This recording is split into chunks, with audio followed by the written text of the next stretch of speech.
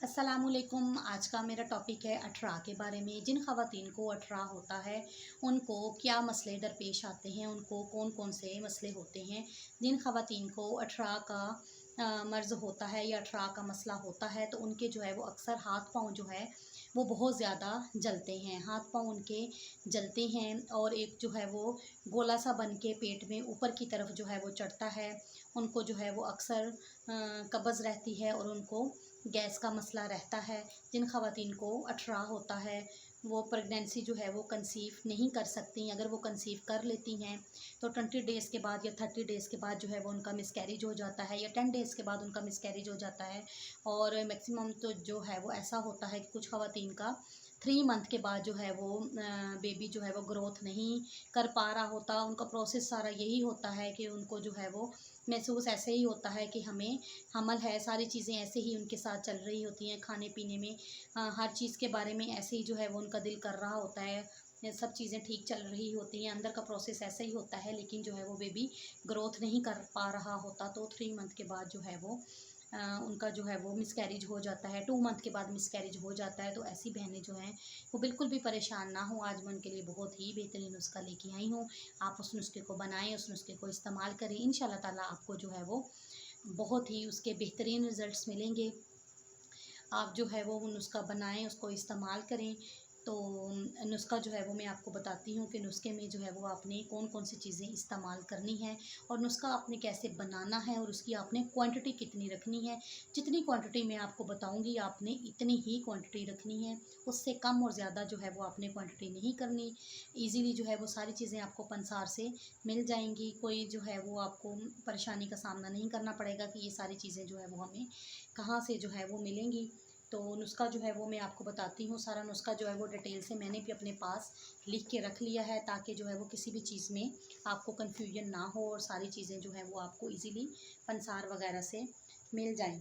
तो अठरा की वजह से जो मेरी बहनें परेशान हैं वो बिल्कुल भी जो है वो परेशान ना हों।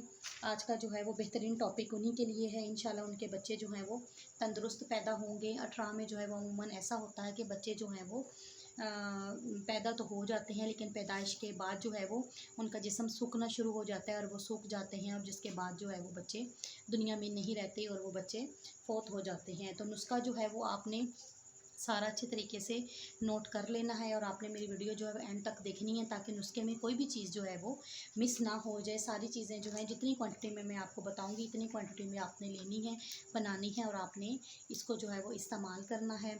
कोशिश करनी है कि आपने जब ये नुस्खा खाना है तो आपने गर्म चीज़ों का इस्तेमाल नहीं करना। गर्म और तुर्श चीज़ें जो हैं वो आपने अवॉइड करनी है, बाकी सारी चीज़ें जो हैं वो आप खा सकते हैं। तो अब हम चलते हैं नुस्खे की तरफ कि इसमें जो है वो हमें किस किस चीज़ की ज़रूरत होगी और कितनी क्वांटिटी जो है वो हमने लेनी है। सबसे पहले हमें ज़रूरत होगी इलायची।